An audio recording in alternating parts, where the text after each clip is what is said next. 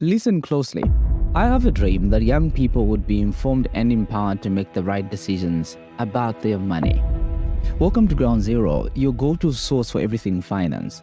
Each week, we will bring you insights and analysis on the latest in the world of finance, as well as practical advice on how you can navigate the often complex world of personal finance, from budgeting, savings, and investments, credit and debt management. We'll cover it all so you can make the best and informed decisions about your money. Join us as we explore the world of finance and help you build a strong financial foundation for your future. Listen in every Sunday at 14 hours as we swim through the world of personal finance. Welcome to Ground Zero. Welcome home. So hey guys, how are you doing? Welcome to Ground Zero Money, and this short episode is going to be unusual, and here's why. I'm seated to one of my closest friends, and there's just something about him that I would love you guys to learn, especially with how he handles his finances, how he handles his money. A quick background story. Whyson has been able to sponsor his school fees for quite a while now, among his other responsibilities that he actually has to do. He has a running business, that of giving loans, as well as other business ventures of selling clothes. And, it's just good to see how financially disciplined he has, become and grown. And I felt like there's something that you guys can actually learn from his story or just how he actually handles his money. It's not the easiest thing, but I thought of having a sit down with him today and just recording a little bit of information to see if this is going to encourage someone out there on how best, regardless of how many responsibilities that they have under their neck, on how best they can just handle and manage their money. Whyson, how are you doing, my guy? Yeah, I'm just super good, man. How about you? Hey, I'm good. I just want to let these guys know about something, because I, for one, would benefit a lot from the interactions that I have with you, being found with you, and I feel there's much to actually share for other people to learn too. So if you don't mind, Whyson, just kindly run me through with exactly what you do to raise money. Yeah, actually, I'm into loan business. I also sell clothes. Yeah. So right now, at the moment, I'm working on investing on a very huge project. Actually, I will invest more than 37,000. Because I identified a gap in Mufulira back home, where I'm going to buy bicycles, more than 25 bicycles, and basically people will be hiring bicycles. Those bicycles per day, 35 kwacha per day, or maximum 50 kwacha. So I identified a problem back home, because there's a lot of demand. Yeah. So when the demand is just high, that's a sign that the price will go up, and there's something that you can get from the same demand at the end of the day. So that's the pressure that I'm having right now.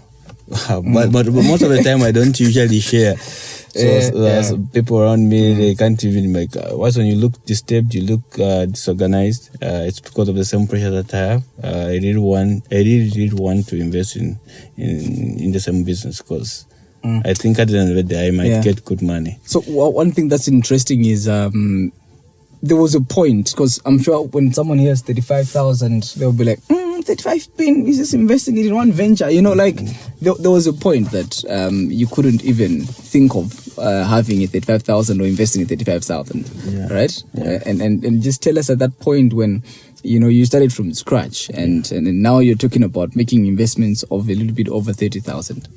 Yeah, it was quite challenging the time I started my business. Actually, I started my business with no money, no capital. Actually, I started business with ideas.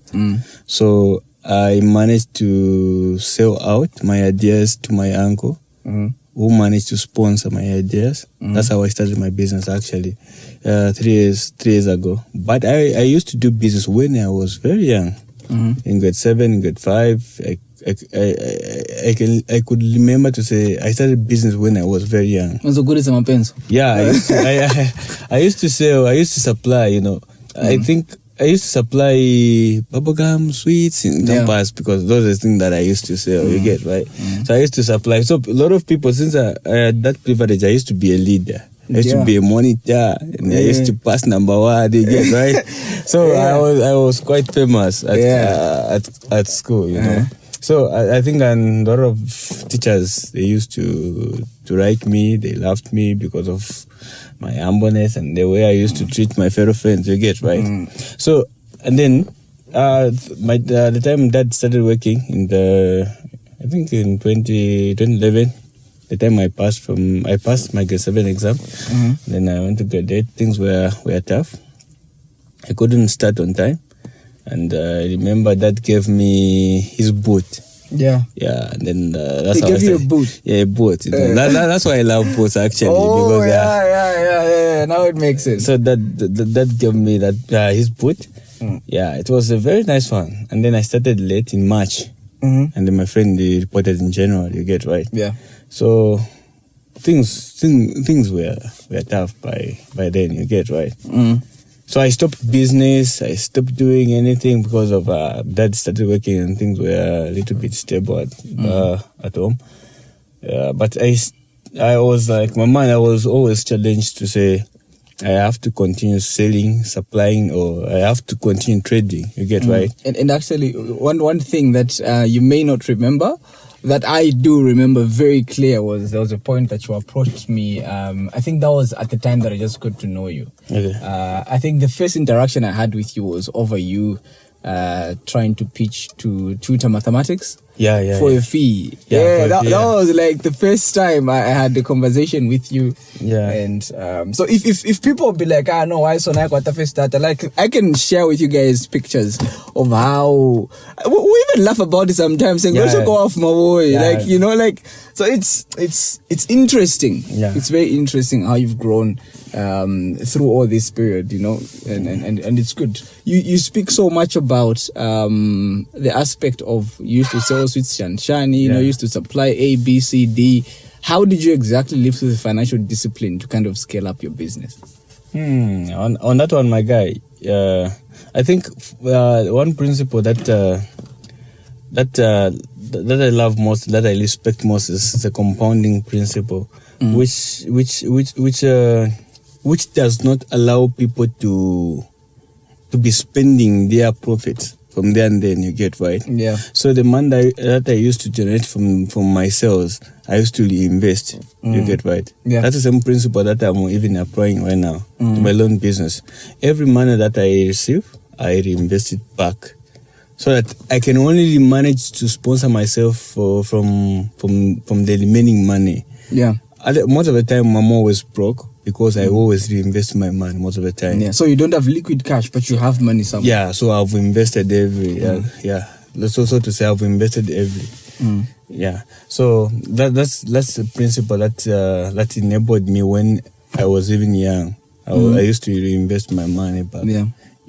So that's what I used to do basically. I think that's also one thing that young people should actually learn, the aspect of financial discipline, especially with, like, if you really genuinely want something, you have to put yourself under a whole lot of duress. Look at you saying, you know, most of the times I am broke. Not that you don't have money. You have money that's working for you, but you just would rather invest it than use it and live life. Like right now I have close to over 1.8, but I'm completely broke, man. I'm completely broke. Right now I have over 1,800, but I'm completely broke. I can't buy food for lunch because I didn't have my lunch. I didn't eat too, man. I didn't eat too when I was getting this license.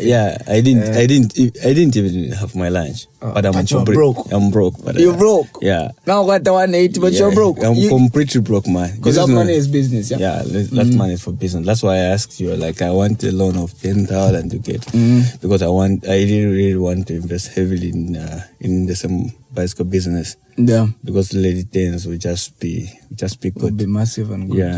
I think This is guys one thing that I wanted you to learn from Whyson's story. Whyson's story is interesting. Having lived with him, you would equally see and appreciate the determination and the effort that he puts in.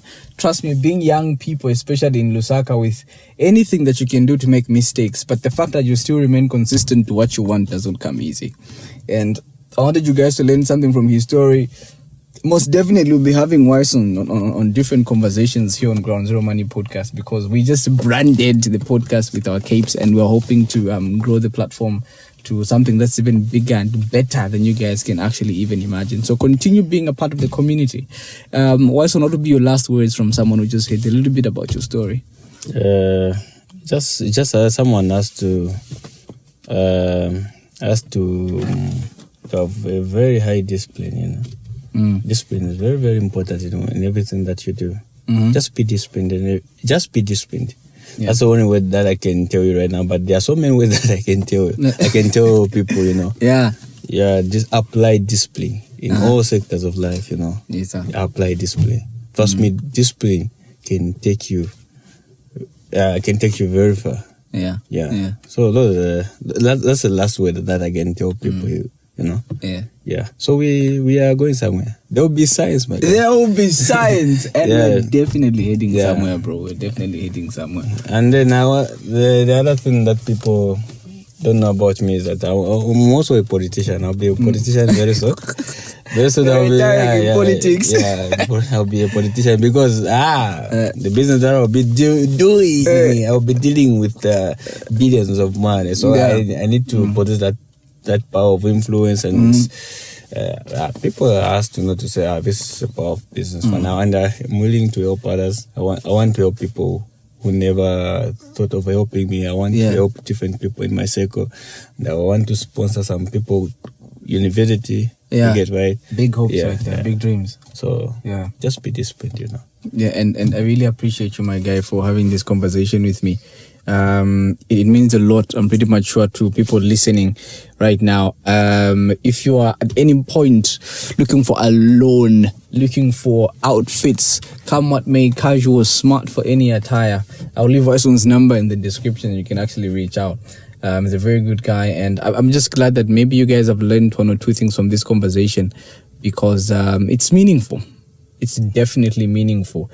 If you guys would actually watch his status, Whyson will post houses and, you know, cars and everything, and he's always consistent about, this is what I want to get, this is what I want to get, and that's just the kind of determination we need as young people.